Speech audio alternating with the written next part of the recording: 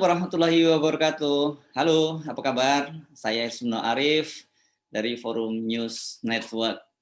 Presiden Jokowi baru saja menyatakan kembali pembelaannya mengapa pemerintah tidak melakukan lockdown. Kata Presiden Jokowi, dia selama PPKM darurat keluar masuk kampung dan mendapatkan aspirasi, menyerap aspirasi dari masyarakat bahwa baru PPKM darurat yang semi lockdown saja masyarakat sudah menyerit. Ini balik kita jadi bingung dengan Presiden Jokowi ini. Sejak awal kan sebenarnya persoalannya bukan soal lockdown-nya, bukan soal PPKM daruratnya, tapi lebih pada soal bahwa rakyat kehidupannya tidak dijamin. Kebutuhan dasar bukan kebutuhan semuanya. Itu kan begitu bunyi undang-undangnya, Undang-Undang Kekarantinaan Wilayah, yakni Undang-Undang Nomor 6 Tahun 2018 yang produk pemerintahan Presiden Jokowi sendiri.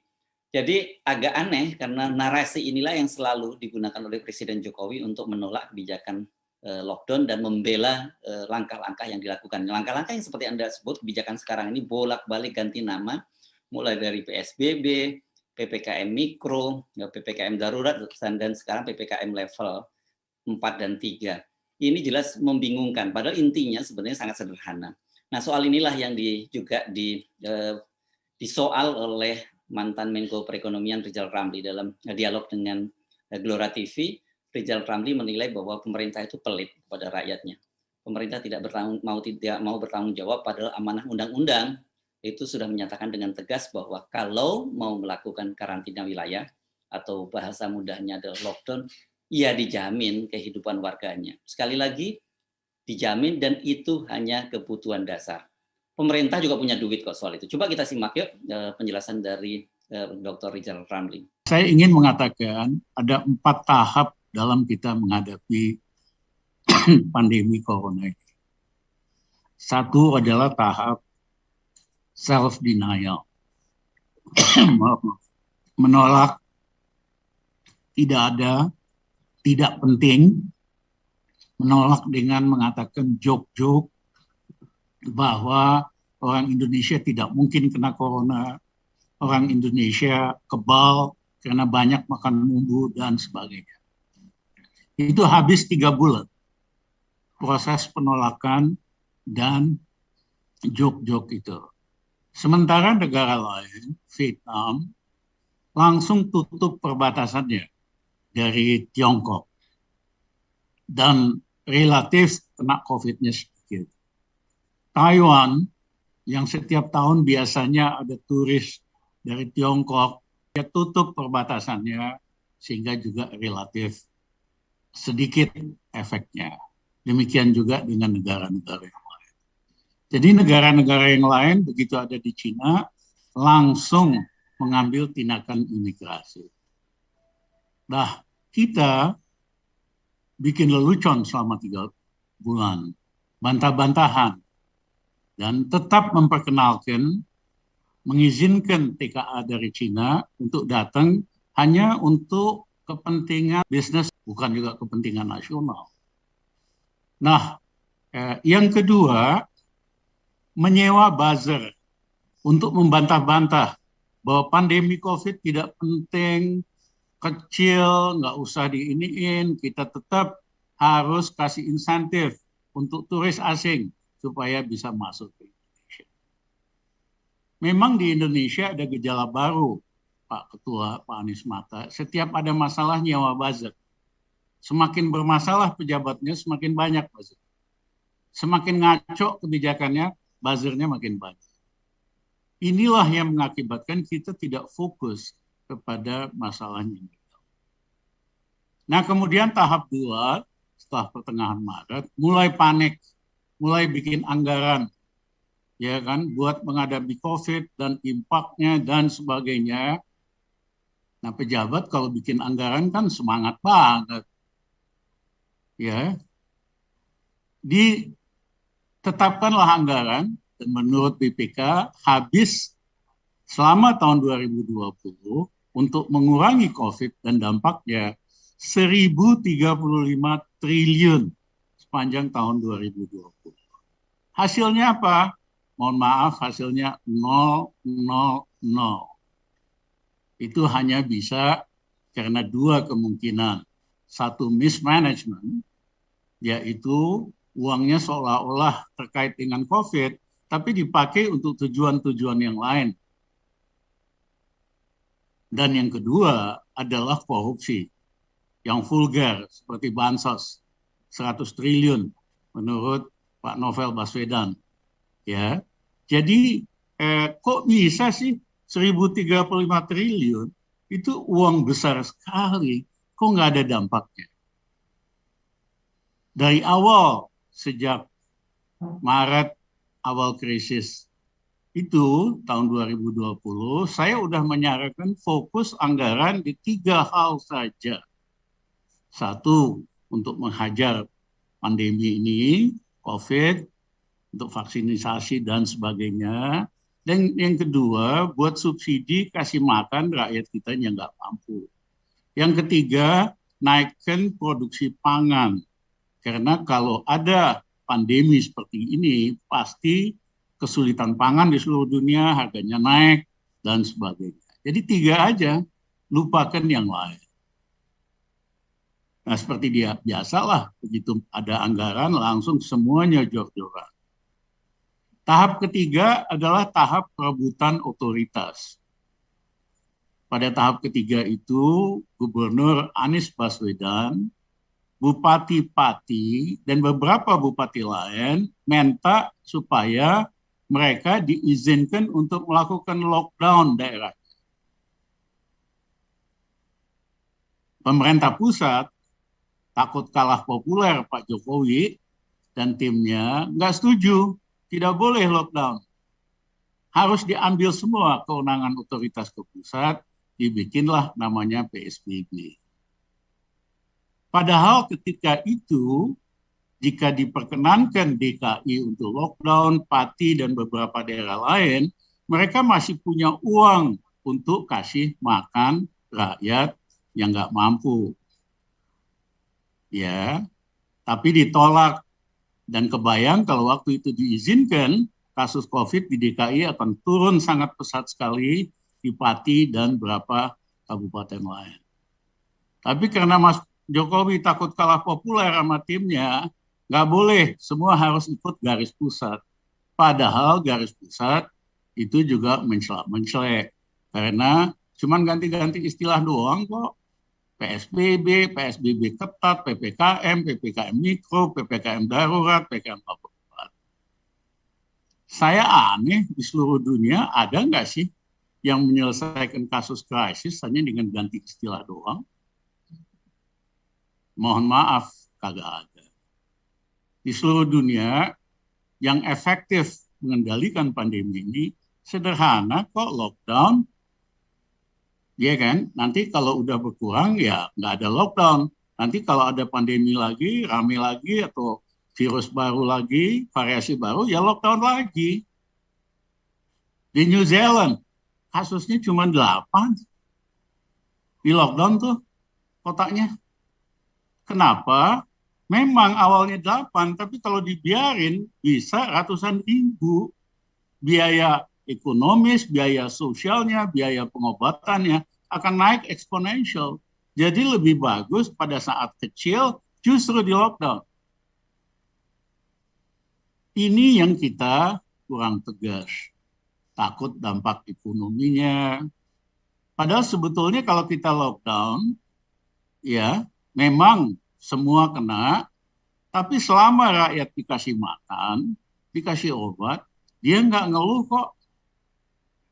Saya tanya sama rakyat biasa, Mas, kalau di lockdown, let's say setiap 2 minggu, misalnya total sampai 3 bulan, dikasih uang lah 1,5 juta, kasih obat, mau nggak Mas? Mau masih berkeliaran nggak? Masih mau dagang nggak?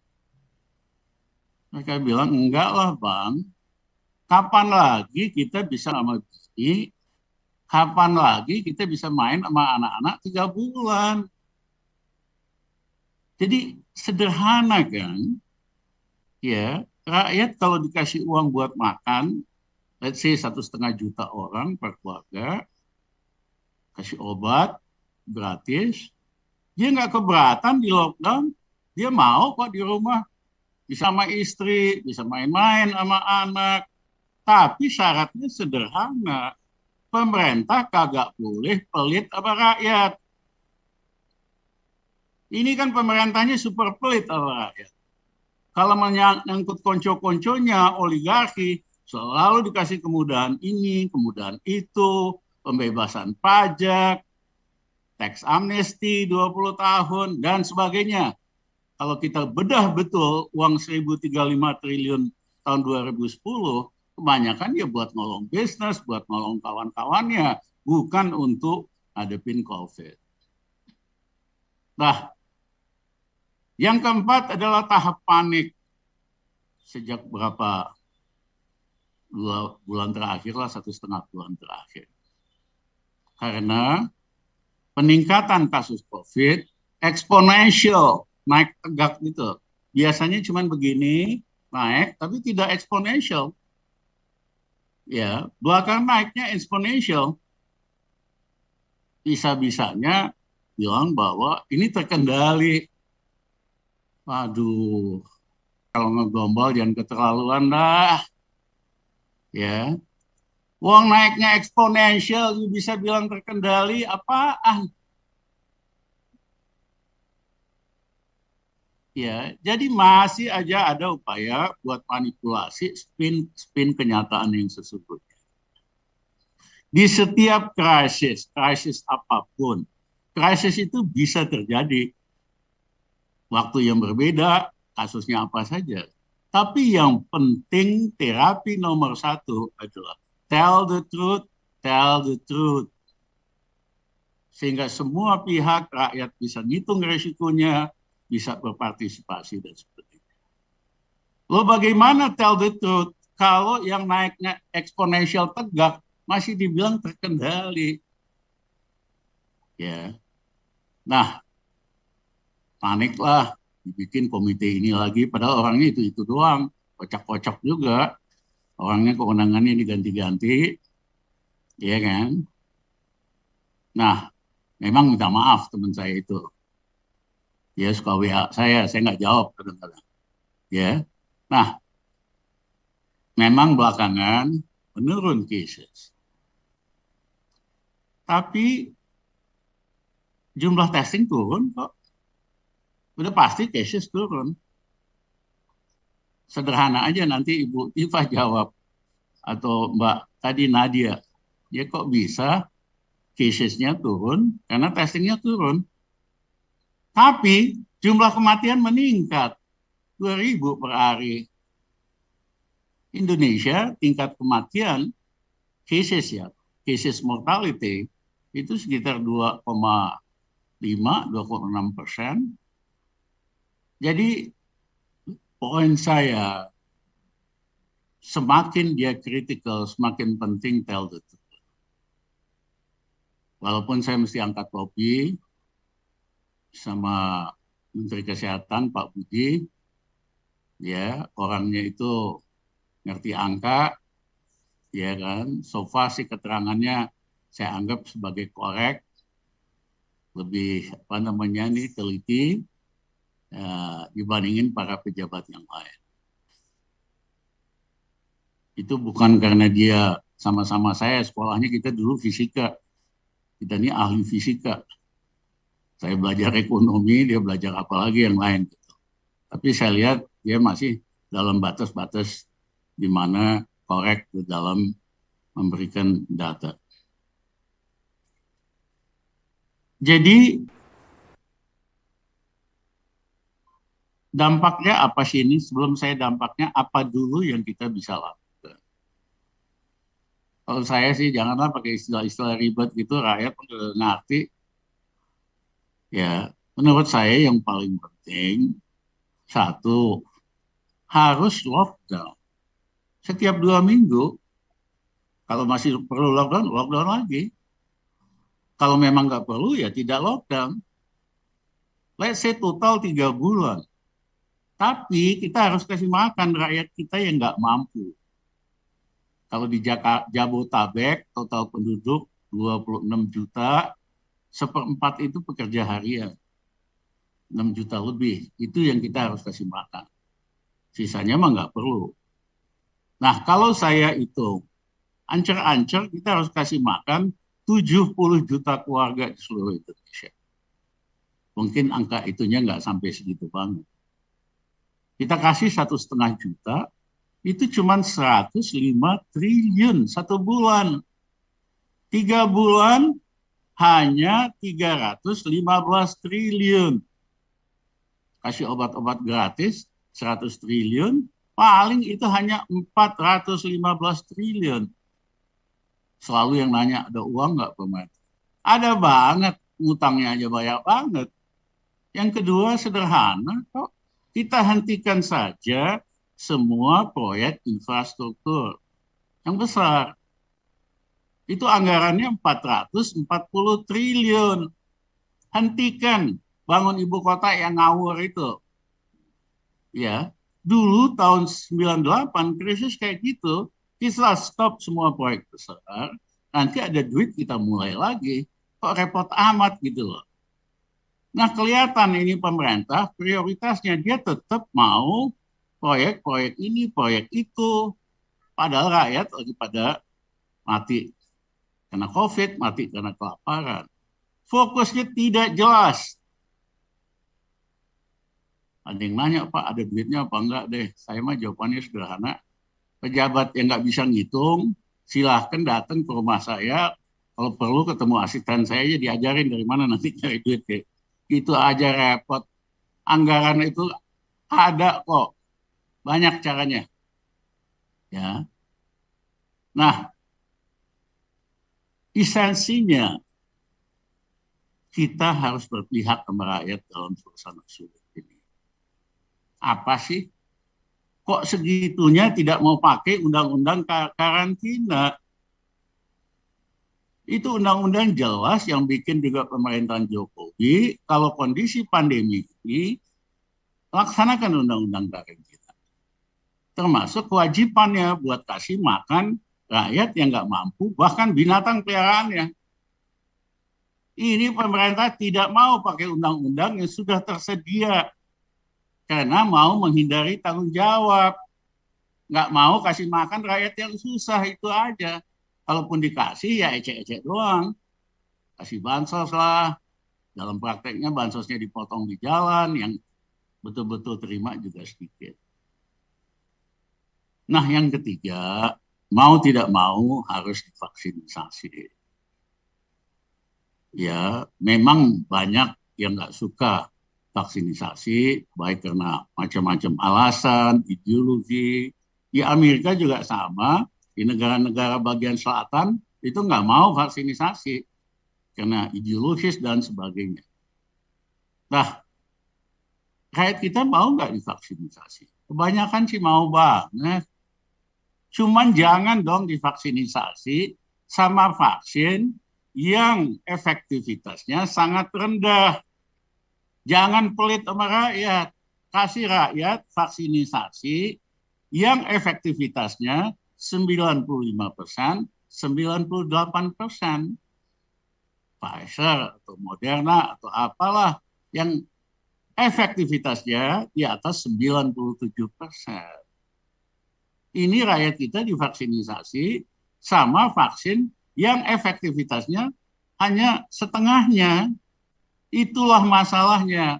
Kenapa banyak yang udah divaksin kena lagi gitu loh. Jadi sekali lagi, jangan berjudi sama nasib rakyat. Jangan pelit, kasihlah rakyat, iya kan, vaksin yang lebih mahal dikit dah. Daripada duitnya toh juga dicolongin juga. Sama birokrat dari anggaran itu kan sepertiga dicolong. Ya, pakai dong kasih vaksin rakyat yang lebih bagus. Nah, hitungan saya supaya tercapai immunity, herd immunity, perlu 180 juta rakyat yang divaksinasi.